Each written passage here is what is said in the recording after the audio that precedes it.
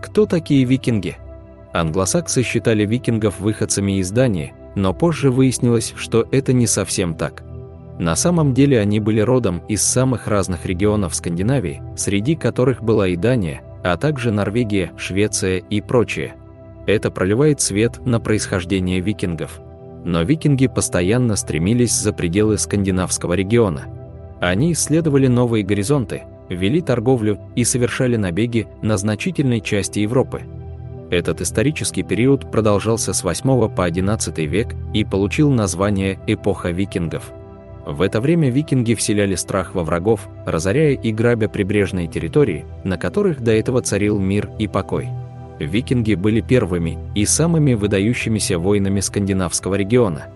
О них часто говорили как о злодеях или варварах, и не без причины, ведь они нападали на мирные прибрежные города и монастыри по всей Европе и разоряли их. И все же, это только одна сторона их жизни. Голливудские фильмы формируют четкое, но очень уж однобокое понимание того, кем были викинги. А ведь многие исторические факты говорят о том, что этот народ тоже хотел спокойной, нормальной жизни. Среди викингов были не только воины, но и мастера-ремесленники, земледельцы, торговцы, мореходы и просто мирные поселенцы. Сам термин «викинг» означает «пират» или «разбойник». Можно предположить, что это касалось далеко не всех жителей скандинавского региона. Но для тех, на кого они нападали, все они были викингами. К сожалению, их жертвы видели только эту сторону их культуры, и часто это было последнее, что они видели в жизни. Но викинги не могли существовать лишь благодаря грабежам на дальних территориях. Кому-то нужно было основывать поселения, обрабатывать землю и заниматься скотоводством. Также велась торговля, в том числе и с дальними странами. Сухопутные торговые пути викингов проходили и через Россию и достигали Константинополя на территории современной Турции. Викинги действовали на весьма обширных территориях и добирались даже до Багдада в Ираке. Викинги – история начала. Путешествуя по всему миру, викинги сталкивались с очень разными народами, так что им приходилось использовать различные языки для общения. На родине же они говорили на языке, который сегодня называется древнескандинавским. Древнескандинавский язык – это северогерманский язык, который использовался в большей части скандинавского региона, включая Фарерские острова, Исландию и Гренландию. В ряде регионов России, Франции, Британских островов и Ирландии также говорили на древнескандинавском. Учитывая мощное влияние, оказываемое викингами на этих территориях в то время, это вполне закономерно. Чем торговали викинги? Как уже было сказано, викинги могли путешествовать на большие расстояния как по суше, так и по морю, ведь в те времена мало кто мог сравниться с ними в судоходном деле, если вообще кто-то мог. Это одна из причин, почему им удалось покорить так много народов, встретившихся на их пути. Но чем они торговали во время своих путешествий? Что привозили с собой? Викинги-торговцы часто желали купить предметы роскоши, например, изделия из серебра, шелк, специи, вина, украшения, стекло и гончарные изделия. Все это пользовалось спросом у викингов на родине. В качестве платы они везли с собой мед, изделия из олова, пшеницу, шерсть, древесину, железо, меха, кожу, рыбу и бивни моржа. К сожалению, у торговой истории викингов тоже есть темная сторона, поскольку они активно занимались работорговлей. Нападение викингов на территории Европы. Хотя и не все викинги были беспощадными разбойниками и грабителями, такую репутацию они действительно заслужили. Они убивали и разоряли, а вернувшись домой, с гордостью рассказывали близким о своих подвигах.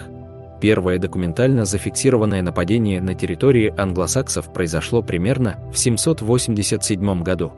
С него началось противостояние, которое длилось несколько последующих столетий. Когда викинги впервые появились у берегов Британии, местное население по простоте душевной готовилось принять их с распростертыми объятиями. Безоружные люди собрались на берегу, чтобы поприветствовать заморских гостей. За эту ошибку они дорого поплатились, викинги пронеслись по побережью как чума, неся гибель наивным и беззащитным жителям этих мест. Их свирепость и жестокость привели британцев в ужас и смятение. Викинги охотно разоряли их святыни, например, христианские монастыри, где в изобилии было золото, серебро, домашний скот и прочие богатства. Для многих это было святотатством, но викинги жаждали легкой наживы и проблемы в этом не видели. Они не сомневались, стоит ли нападать на святые монастыри, ведь они были язычниками, и верования местного населения были для них чужими. Время шло, и конфликты между викингами и англосаксами становились все более масштабными и кровопролитными. Викинги – история Великого Вторжения.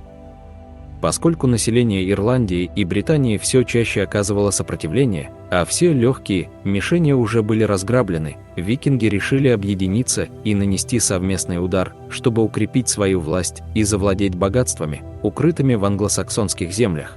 В 865 году была сформирована огромная армия, называемая, по разным источникам, Великой датской или Великой языческой армией. В нее входили воины из всех уголков скандинавского региона, но главным образом из Дании. До этого в своих набегах викинги придерживались тактики скоротечного боя с быстрым отступлением, награбить побольше, прежде чем противник сможет дать отпор. Викингов такое положение дел устраивало до поры до времени, но, как часто бывает, их аппетиты стали расти. Как можно узнать из легенд, новые цели требовали создания более численной и умелой армии. Такой, которая бы позволила им проникнуть вглубь территории англосаксов и основать там собственные поселения. Во главе этого войска встали трое из 5 сыновей легендарного воина Рагнара Лодброка: Хвитцерк, Ивар Бескостный и Убба Железнобокий. Хотя точных данных о численности этой армии у историков нет, она считается одной из крупнейших в своем времени. Кровавая война викингов с англосаксонскими королевствами продолжалась долгих 14 лет.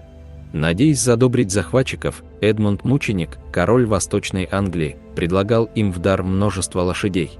Как и следовало ожидать, викинги дар не приняли и прошлись разрушительной поступью по землям Восточной Англии. Сам король Эдмунд был убит. Что стало с викингами?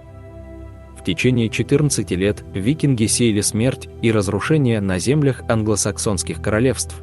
В результате серии наступлений и отступлений Великая языческая армия за несколько лет завладела большей частью Северной Англии и захватила власть над англосаксонскими королевствами Нортумбрия, Восточная Англия и Мерсия. Тем не менее, вторжение викингов застопорилось, когда в их рядах наметился раскол и армия стала распадаться на две части. Это стало началом конца военной кампании викингов.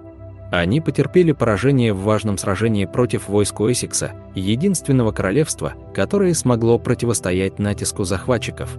Уэссекская армия с королем Альфредом во главе разбила половину армии викингов в битве при Эдингтоне в 878 году, похоронив их надежды на безраздельную власть над англосаксонскими королевствами. Эта победа дала Уэссексу достаточно времени, чтобы начать формировать сильное войско и построить оборонительные сооружения, что также не давало захватчикам продвигаться дальше. И все же значительная часть Британии оставалась под властью викингов. По сути, регион был разделен на две части. Северные земли по-прежнему контролировали викинги, а южные – армия Уэссекса, возглавляемая королем Альфредом. Ситуация не менялась практически до конца эпохи викингов. Закат эпохи викингов. В начале эпохи викингов Европа по большей части состояла из разобщенных территорий, где местным отрядам ополчения было крайне сложно что-то противопоставить военным действиям викингов в стиле «шок и трепет».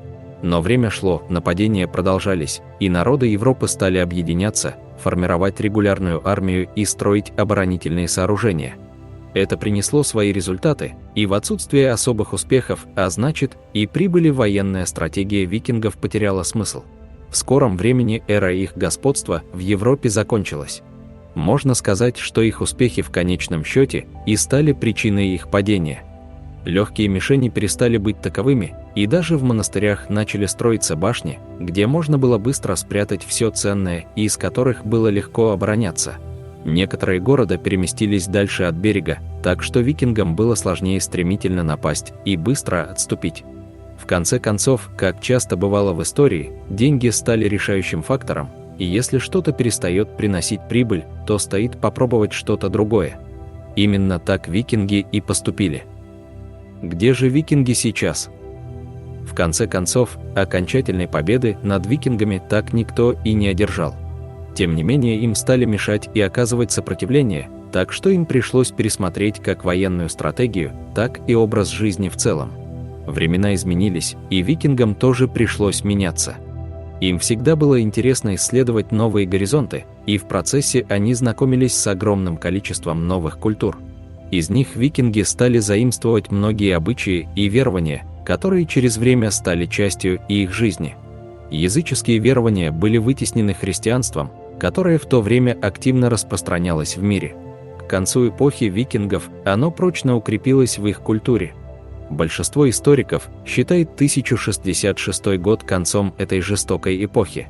Финальной точкой стала битва при Стамфорд-Бридже, где войска норвежского короля Харальда Хардрада, стремившегося взять под контроль значительную часть Англии, были разбиты, а сам король погиб.